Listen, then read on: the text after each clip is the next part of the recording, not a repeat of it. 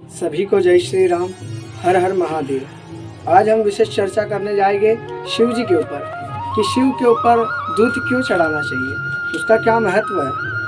शिव जी के ऊपर दूध इसलिए चढ़ाया जाता है, एक सूक्ष्म जी कहानी है। एक और का नाम के ऋषि थे, वह बहुत तपस्या कर रहे थे, घनिष्ठ तपस्या। तब देवताओं प्रसन्न होकर के उनके पास गए, तब भी उन्होंने समाधि से निर्विघ्न नहीं हुए, समाधि उन्होंने नहीं छोड़ी। तब देवता उन अपने स्थान पर जाकर के थोड़े से डगमग हुए, घबराने लगे कि यदि ये देवता जो और का नाम के ऋषि है, जो ये तपस्या कर रहे हैं, इनकी तपस्या यदि करने से, तपस्या जो कर रहे हैं, हमारे आने पर भी ये तपस्या नहीं छोड़ रहे हैं, तो ये अगर हमको आज कल तपस्या सिद्धि कर लेंगे तो हमको बंदी बना लेंगे। इसलिए सब घबराते हुए शिव जी के पास जाते हैं, कालों के काल महाकाल के पास। वहाँ जाकर के प्रणाम करते हैं कि हे प्रभु, एक आप ही ऐसे देवता हो जो इनकी तपस्या सूक्ष्म कर सकते हो, तपस्या अवहत्य कर सकते हो, तपस्या से इनको उठवा सकते हो। तो तब वहाँ पर जाकर के बोलते हैं, तो शिव जी जाते हैं वो और ऋषि की कुटिया पर। जब वहाँ पर और ऋषि की कुटिया पर जाते हैं तो और ऋषि वहाँ पर नहीं रहते हैं, क्योंकि वह सुबह का प्रातःकालीन समय रहता है और वो हार फूल फल इत्यादि पंच उपचार षोडश उपचार पूजन की पूरी विधि की सामग्री लेने जाते हैं। जब वह सामग्री लेने जाते हैं तब वहाँ पर कोई नहीं रहता है, कुटिया में हरा भरा बगीचा है और के नाम के ऋषि का। अब वहाँ पर जाते हैं तब वह ऋषि तो वहाँ पर नहीं रहते हैं। तब शिव जी सोचते कि क्या करूँ मैं। तब शिव जी तीसरे नेत्र खोल करके पूरी कुटिया में आग लगा देते, भस्म कर देते कुटिया को, और वो भस्म कर करके उनके स्थान पर कैलाश पर्वत पर चल जाते हैं।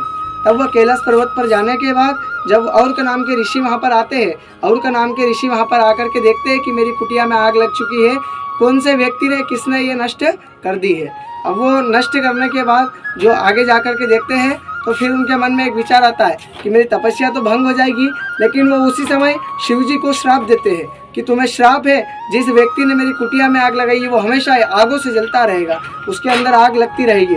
अब वह शिव जी के शरीर में आग लगने लगी। और वह जब शिव जी के शरीर में आग लगने लगी तब उन शिव जी ने सोचा, समाधान करा कि अब मेरी आग कैसे संस्कृत होगी, कैसे बुझ जाएगी।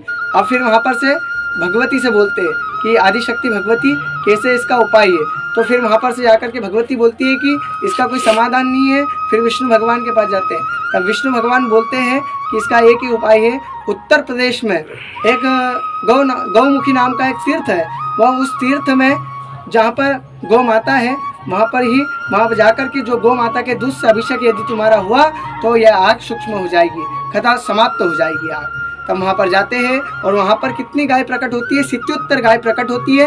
शिव जी की जलाधारी शिवलिंग बनती है और उसके ऊपर गौ माता के स्तन और दूध की धारा चलती है। जिस प्रकार वो दूध की धारा बढ़ने लगती है उस प्रकार शिव जी की आग खत्म हो जाती है, परिपूर्ण हो जाती है। शिव नमः पार्वती पते, हर हर महादेव हर।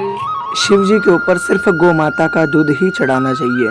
गौ माता के दूध से चढ़ाने से घर में रोग दोष इत्यादि सब नष्ट हो जाता है।